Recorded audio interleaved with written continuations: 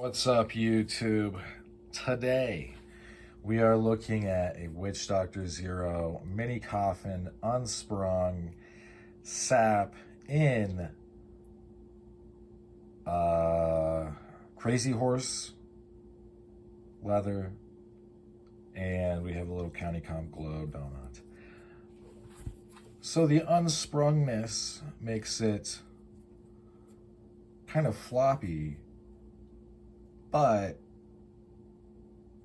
I mean, it's really just a preference, in my opinion.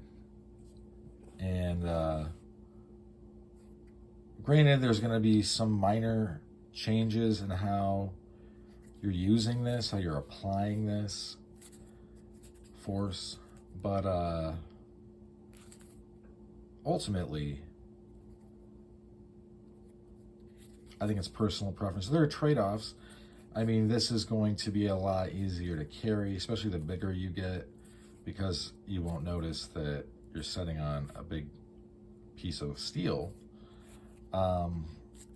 Whereas if you do have more structure, you can have more chopping, thrusting, stuff like that. So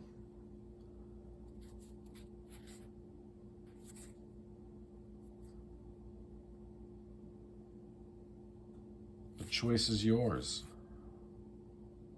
But as far as saps go, this thing is dope. I've carried it. I have another one that is sprung, but I really like this one. And it fits in a back pocket really easily. It's not hard to fish out. And this thing is a very serious instrument. You would need to be, first of all, you need to be familiar with your laws. Secondly, you need to be careful not to accidentally unalive anyone, because that'll probably end up being a lot bigger deal than you think it is. Well, let me put it that way. So just be careful.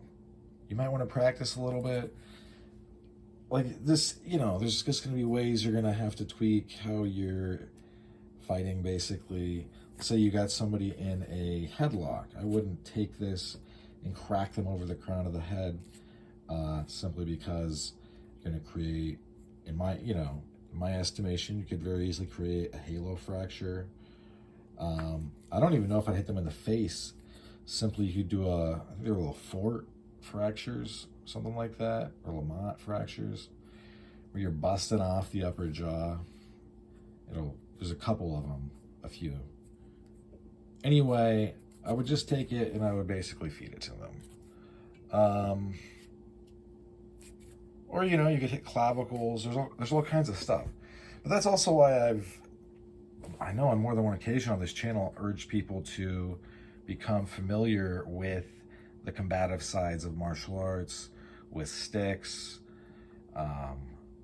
They got a bunch of names in various languages for, the different forms and arts, but they're sticks, and you're using them in ways that are pretty dazzling, impressive, and absolutely devastating. I have the utmost respect for those things. But if you get that down, then everything else is not going to be difficult. It's going to be cake. Because if you can do 2, you can do 1. I would suggest doing 2. Because then when you get that down, you can definitely do 1. And then with 1, that's basically, you're practicing all the lines of attack. But you can transfer those moves and those techniques very easily. People like to say things like map on, kind of like a businessy term. But let's say I draw a USMC fighting knife, and it's long, right? We're talking like 7.5 inches. Not only can I thrust, and, you know, stab, but I can also now use a variety of techniques where not only are they, when I hit them, are they hurt by the force, by the impact, now there's an edge. So they're getting opened up, and all of a sudden, you know, some of the target areas are going to be pretty fatal. So I would encourage you guys just to become familiar. I mean, I say it's like telling somebody that they can't swim. You should learn how to swim. It'll save your life. Like, bro, you should definitely. I don't know. I can't swim well at all. But if I were to jump into a swimming pool or even a stormy place, I could swim to shore. Like, I'm not terrible at it. I'm just not very good at all. I'm also shaped like a rectangle. I'm a little muscular guy. You know what I mean? Like, I don't know if I'm supposed to swim. I'm actually regular size. Yeah. So maybe it would be good to learn. By learn, I mean go to a gym or somebody who teaches it, whatever you want to do, and be like, Sensei, teach me how to defend myself and how to get beat up without dying. And then get a couple of belts, ranks or whatever, and then be like, Sensei, show me how to use these sticks that I got. And I bet he will. Who would say no to that? But I'm just saying, you could also, even though I think you could learn some of this stuff out of books, off the internet, you need to be going to gyms when you're initially learning how to fight, simply because a lot of it is spacing, rhythm, timing. You can't learn that out of books or off the internet.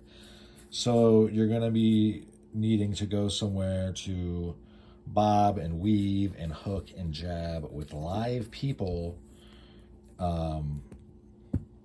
Yeah. Maybe the hypothetical future sensei he'd be like, oh man, this thing is dope. This is how I would use this. This thing is dope. And you'll forget it's not even like you have a lot of stuff in your pocket. When I have this and I forget I actually have it and I have it in my back pocket, it feels like I have a handkerchief kind of balled up, and that's it. And this thing will stay down and in your pocket. I think it might poke up a little bit in blue jeans, but like all the tactical pants, slacks, this is going to disappear.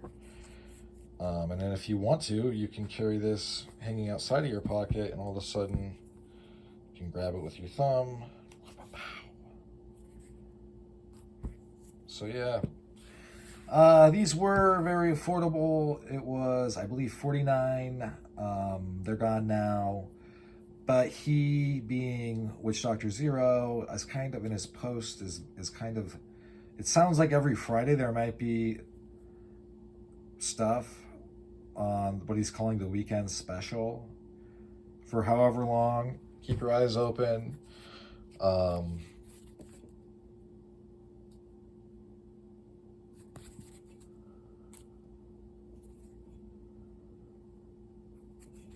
And this leather, a note on leather, we will oil and wax a lot of leather on this channel. This stuff, I haven't done anything to. And it's very oily. So I probably won't. I'm going to wait a little bit. I thought I was just going to wait like a few days. I'm going to wait a few months and see. I might wait a summer. I might wait, honestly, I might wait 2 years before I do anything, just to see how it's doing. In any event, that's about all she wrote for this one. Thanks for sticking with me to the end. Hope you folks have a good rest of your day. Bye now.